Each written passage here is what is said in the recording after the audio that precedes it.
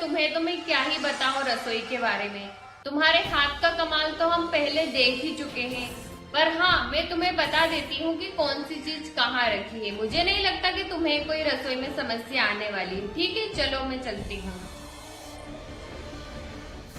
जी mummy जी, मैं सब संभाल लूंगी। बस आप ये बता दीजिए कि मीठे में आप क्या खाना पसंद करेंगे, मैं वही बनाऊंगी। ठीक है बेटे, तुम्हारी शादी में इतना मीठा खा लिया है कि अब मीठा खाने का मन नहीं है। तुम तो एक काम करो, सिंपल आलू गोभी की सब्जी बना लो। और हाँ, मैं तुम्हें एक लिस्ट बनाकर दे देती हूँ, उसी के हिसाब से तुम सब्जियां बनाया करना, कौन से दिन कौन सी सब्जी बनेगी। ठीक है? हाँ, ये ठीक रहेगा मम्मी जी। नहीं तो रोज रोज यही समस्या रहती है कि क्या सब्जी बनाना है। आप लिस्ट बनाकर दे दीजिए मुझे, मैं उसी के हिसाब से बना दिया करूंगी।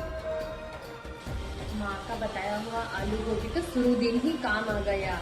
माँ सही कह रही थी, आलू गोभी की सब्जी तो रामबाण इलाज है। अब मैं ऐसा आलू गोभी की सब्जी बनाऊंगी ना कि सब उंगलियां चाटते रह जाएंगे और सब वाह वाह करेंगे। मम्मी जी, पापा जी, आप सब डाइनिंग टेबल पर आ जाइए, खाना बन गया है, मैं बस लगा ही रही हूँ। अरे बन गया है तो फिर देर किस बात की? खाना लगाओ भाई, तुम्हारे हाथ का खाना खाने के लिए इतने महीने से इंतजार कर रहा हूँ मैं। पापा मम्मी के सामने। अरे इसमें शर्माने वाली क्या बात है? जो सोची वही कहा ना मैंने। क्या बात है, आप लोगों को सब्जी समझ में नहीं आई क्या? सबके चेहरे उड़े उड़े से लग रहे हैं।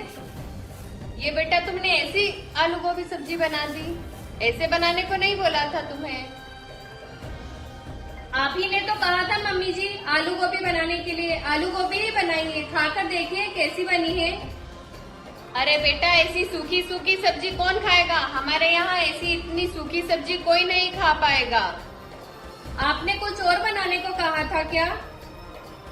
अरे भाई, तरी वाली गोभी बनानी चाहिए थी। हमारे यहाँ सब तरी वाली गोभी खाते हैं, ऐसी सूखी सब्जी कोई नहीं खाता है।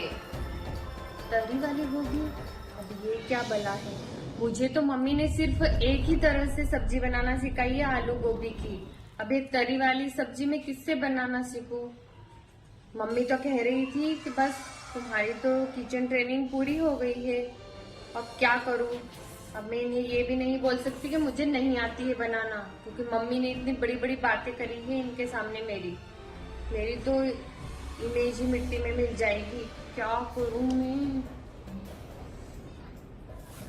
मम्मी जी, तरी वाली सब्जी अगली बार बना दूंगी मैं। आज तो मैंने जैसे तैसे करके अपनी इज्जत बचा ली है। अब अगली शुक्रवार को फिर आलू गोभी लिखा है। अब क्या करूंगी मैं? किससे पूछूं ये तरी वाली गोभी की रेसिपी? ऐसा करती हूँ कि मम्मी को कॉल करती हूँ। पहले तो मैं मम्मी की खबर लेती हूँ। उन्होंने ना तो मुझे कभी तरी वाली गोभी की सब्जी खिलाई है और ना ही मुझे बनाते सिखाई है। अभी करती हूँ। मम्मी, क्या सिखाया आपने? आपने क्या कहा था? मेरी किचन ट्रेनिंग पूरी हो गई है। पहले दिन ही मेरी इज्जत की किरकिरी हो गई है। अरे बेटा, ऐसा क्या हो गया? तुझे तो मैंने सब कुछ बनाना सिखाया है। ऐसा क्या बनवा लिया तेरी सास ने जो तू नहीं बना पाई? मुझे कोई 56 भोग बनाने को नहीं कहा था मेरी सास ने, तरी वाली गोभी ही बनाने को कहा था। अरे तरी वाली गोभी, ये तो मैं तेरे मुंह से पहली बार सुन रही हूँ। क्या करूँ? एक काम करती हूँ, मम्मी जी से ही पूछ लूंगी। जो होगा देखा जाएगा। अब तरी वाली गोभी मुझे तो बनाना आती नहीं है, और मैंने सबसे फोन कर करके पूछ लिया है, किसी को भी नहीं पता तरी वाली गोभी कैसे बनती है। अरे क्या हुआ बेटा? मम्मी जी, वो ना मुझे तरी वाली गोभी बनाना नहीं आता, तो क्या आप मुझे बता दोगी?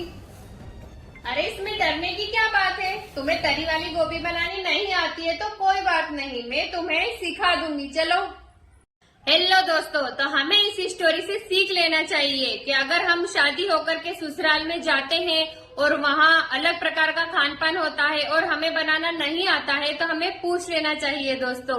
इसमें शर्माने की और घबराने की कोई बात नहीं होती है, क्योंकि सबके घर का खान पान अलग होता है दोस्तों। तो धन्यवाद दोस्तों। आपको मेरी स्टोरी कैसी लगी मुझे लाइक और कमेंट कीजिएगा, और अगर आपने मेरे चैनल को सब्सक्राइब नहीं किया है तो सब्सक्राइब कीजिएगा दोस्तों। बाय बाय, मिलता है नेक्स्ट वीडियो में। धन्यवाद।